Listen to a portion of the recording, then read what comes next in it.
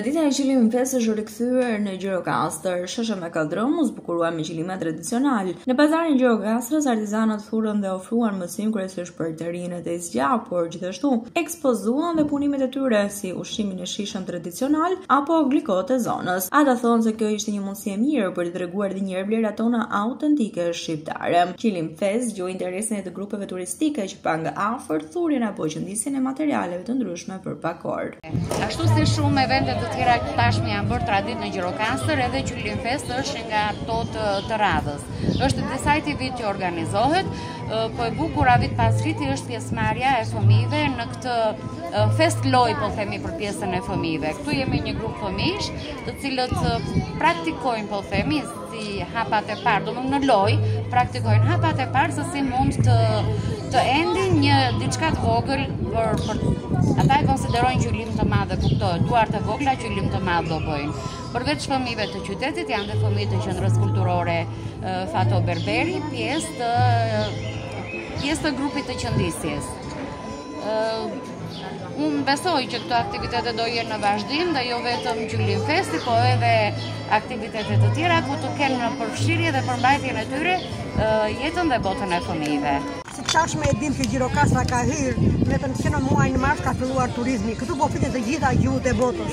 Sot në Qëllim Fest ne jemi organizuar të gjitha artizanët me prodhimet e tyre. Unë jam gjithmonë me prodhimet e frutave, të këtyre frutave duke i kthyer pra në likerna, në shurupra, në gjëra të ndryshme, po kështu dhe erzat, gjithmonë duke ardhur me risi të reja.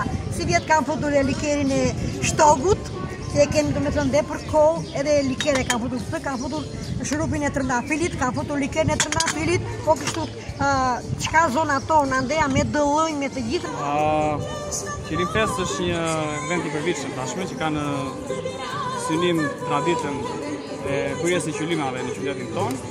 Ne kemi krijuar disa eksperienca në disa zona të ndryshme të pazarit, ku një prej tyre është po shohim tani me fëmijët, të cilët janë duke punuar me një nga mjeshtrat e qylimave e të kostumeve tradicionale me Eli Zhulatin, edhe gjatë gjithë rrugës që përshkon prej Sheshizit deri në Kalag, janë dy eksperienca të tjera, të cilat turistët të huaj dhe vendas mund t'i përjetojnë afër. Cili është qëllimi i këtij aktiviteti, promovimi i traditës, trashëgimisë, punimeve të qëllim gjithmonë është promovimi i traditave dhe i kulturës që ka qyteti jonë, por jo vetëm edhe asaj shqiptare të bërjes së qytetit. Si mendoni, sa impakt keni në vizitueshmëria aq më tepër gjatë fundjavës? Mendoni se po e tërhiqni vëmendjen qoftë edhe të turistëve? Kjo rrit vizibilitetin e këtyre zëjeve dhe artizanatit shqiptar, për shkak se në qytet tani momentalisht është sezoni i lartë i turizmit, edhe kjo e mundson dhe atyre të përjetojnë nga afër shumë eksperienca të ndryshme.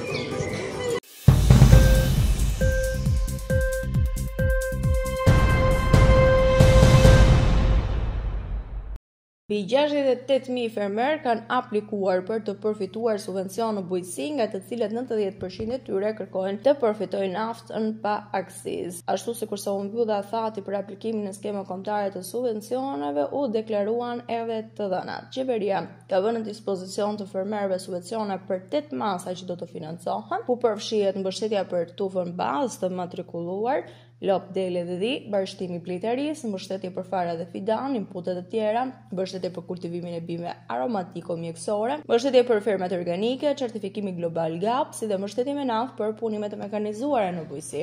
Aplikimet e skenës kombëtare të mbështetjes në bujqësi janë hapur më datë 14 prill. Për sa i takon shpërndarjes gjeografike, edhe këtë vit numri më i lartë i aplikimeve është në qarqet ku bujqësia dhe plegtoria është më e zhvilluar, si në Fier, Korç, Berat, Elbasan. Fondet e vënë në dispozicion për fermerët kanë rritur ndjeshëm formalizimin në bujqësi, pasi kushti kryesor për të përfituar është pajisja me NIP. Këtë vit janë mbi 5200 fermerë, të cilët janë pajisur rishtazim me NIP në tatime.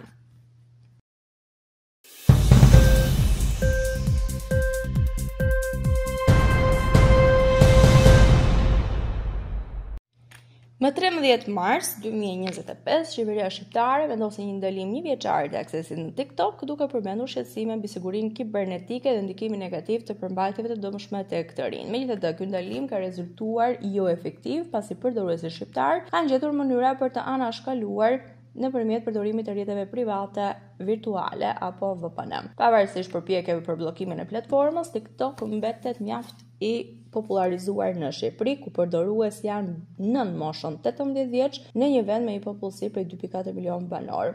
Analizat e fundit tregojnë se ndalimi ka patur ndikim tepër minimal në përdorimin e platformës, kjo sipas një raporti të Picasa Analytic, ku ka patur vetëm një rënje prej 2% e postimeve që janë vërejtur pas ndalimit zyrtar nga ana e qeverisë shqiptare.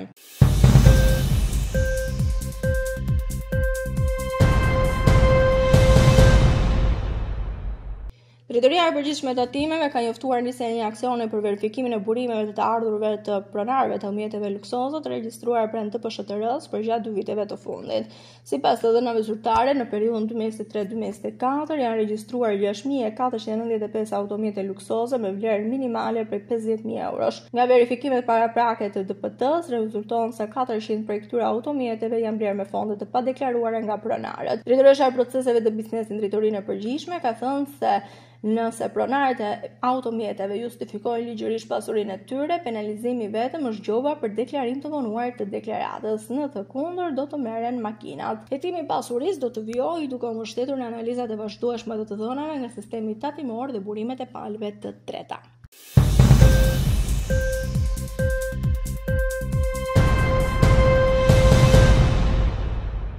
Ndërsa sektori i turizmit po përballet çdo ditë më shumë me mungesë të fuqisë punëtore, një pjesë e mirë po zgjedhin që përmes punonjësve nga Filipinet apo vende të tjera të marrin dhe t'i sjellin në Shqipëri në sektor të ndryshëm, qoftë kulinari, hoteleri, akomodim. Ndërsa kërkohet nga turoperatorët marrje masër serioze nga qeveria që kjo situatë mos vijojë, por të jetë të pranishëm qytetarë shqiptarë ata të cilët të mund të punojnë. Ndër këto masa është dhe subvencionimi i studentëve që ndjekin direkt të hoteleri, turizmi dhe punonjësve jashtë periudhës së sezonit. Këta të fundit mund të punojnë në këto vende që janë të lira pune dhe në këtë mënyrë turoperatorët në Shqipëri mund të shmangin marrjen e personave të huaj dhe mund të punësojnë shqiptarët. Vetëm në 4 muajt e parë të vitit në Shqipëri kanë hyrë 2.4 milion shtetas të huaj, duke sinjalizuar një sezon të mbarë turistik, jo vetëm veror, por edhe për gjatë muajve të tjerë.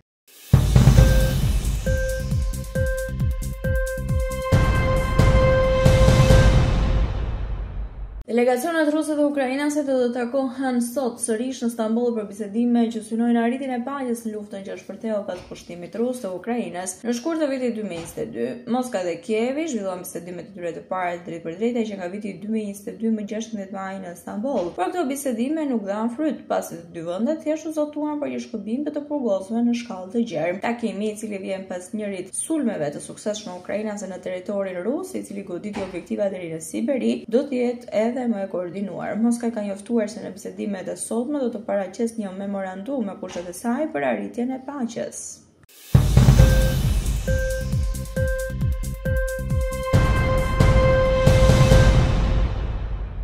Në Gjermani lindore po ofron në qëndrim një qytet 14 ditur falës për të inkurajuar njerëzit të zhvendosen atje dhe për të rritur popullsinë e cila është në rënje prej dekadash. Sipas një deklarate të Këshillit Vendor më 13 maj, kjo iniciativë e quajtur Make Plans Now synon udhëtarët që të udhtojnë për në punë, punëtorët e kualifikuar dhe të vetpunësuar që kërkojnë një ndryshim në stilin e jetesës. Pjesëmarrësit do të qëndrojnë falas nga 6 deri më 20 shtator në apartamente të mobiluara në qendër të qytetit dhe gjatë kësaj kohe do të kenë mundësi të njihen me jetën dhe punën në këtë qytet.